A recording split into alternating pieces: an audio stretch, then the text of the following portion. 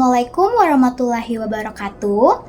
Hi everyone, let me introduce myself. My name is Johanna Malatundu, and now I will read the summary and review the novel entitled The Emperor of All Maladies, a biography of cancer by Siddhartha Mukherjee. Siddhartha Mukherjee, an oncologist, begins with a personal narrative during his medical training, realizing that cancer is not merely a disease. It is a historical, political, scientific, and cultural phenomenon.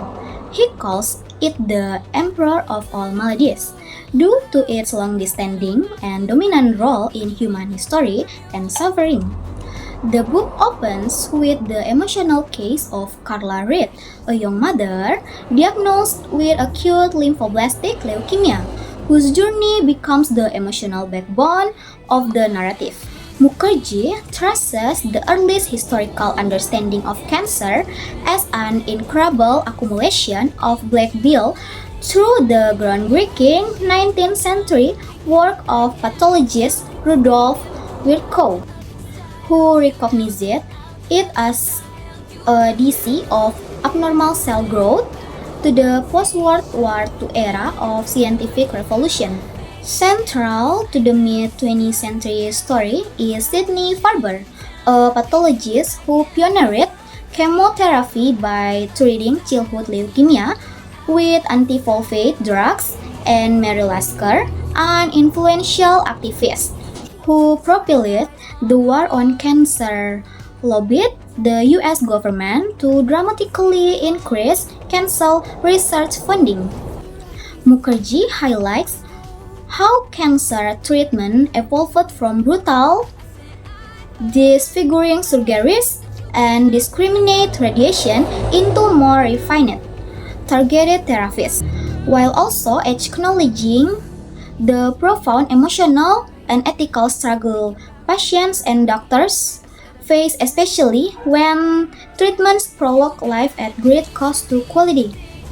The narrative expands to include public health victories like the link between smoking and lung cancer, the development of screening methods such as the pap smear, and the cultural silence and stigma surrounding cancer in the 20th century, with the discovery that cancer is fundamentally a genetic disease caused by mutation in pro-oncogenes and tumor superserous genes, mutation often tied to aging and DNA replication errors. The book transitions into the era of precision medicine, where drugs like Glyphage and Herceptin offers glimpses of targeted success. Yet Mukherjee remains clear-eyed. Cancer is deeply embedded in our biology and may never be eradicated entirely, but it can be managed and understood with increasing sophistication, blending rigorous science with a lyrical storytelling and personal experience. As an oncologist, Mukherjee presents cancer as both of biological inevitability and a metaphor for the resilience, hubris, and persistence of the human spirit, leaving readers with a deeper understanding of the disease and cautious optimism for the future. Baik, sebagai pengantar saya, sebelum saya mereview novel ini, menurut saya, novel ini merupakan sebuah biografi ilmiah yang sangat luar biasa tentang kanker yang ditulis oleh Siddhartha Mukherjee, di mana Mukherjee menyusun narasi sejarah, sains, dan kisah pribadi menjadi kronik menyeluruh yang mendalam, di mana juga Mukherjee menggambarkan kanker bukan hanya sekedar penyakit, tetapi juga sebagai tokoh yang hidup, yang tumbuh, beradaptasi, dan mengubah dirinya selama ribuan tahun. Di dalam buku ini menceritakan banyak kisah-kisah dan perjuangan yang dramatis dari para penderita dan juga para dokter yang berjuang untuk melawan kanker. Baik, menurut pendapat saya, secara keseluruhan buku ini memiliki banyak kelebihan, yaitu dalam buku ini memiliki gaya narasi yang sangat kaya dan juga menyentuh hati pembaca, di mana sang penulis, yaitu Mukherjee, menulisnya dengan puitis dan juga menyampaikan banyak istilah-istilah medis yang sangat kompleks dengan gaya bahasa yang cukup mudah untuk dipahami tanpa menghilangkan kedalaman arti ilmiahnya. Saya membaca buku ini seperti novel sejarah yang sangat emosional. Kemudian juga dalam buku ini memiliki kedalaman sejarah yang dimana sang penulis yaitu Mukherjee melacak riwayat kanker dari zaman Mesir kuno dan Yunani, di mana ketika penyakit ini belum diketahui secara pasti hingga pada era modern. Sang penulis banyak mengulas tokoh-tokoh penting, dokter-dokter penting, contohnya seperti Sidney Farber yang sebagai pencetus kemoterapi modern, kemudian William Halsted yang sebagai pelopor mastektomi radikal, dan juga Mary Lasker yang sebagai aktivis kesehatan.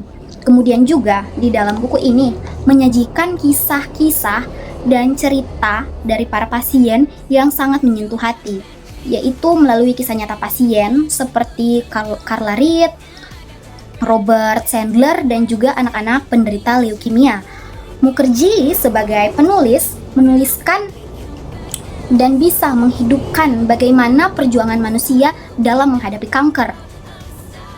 Hal ini dapat membuat pembaca terhubung secara emosional dan sadar bahwa setiap penemuan ilmiah yang ada pasti akan ada penderita nyatanya yang mengalami.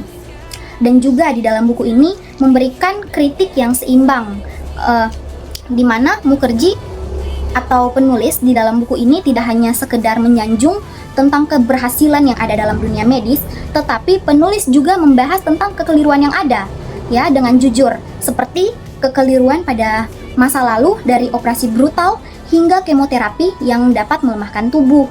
Serta juga Mukherjee sebagai penulis memberikan refleksi filosofis di mana Mukherjee membahas pertanyaan-pertanyaan yang ada.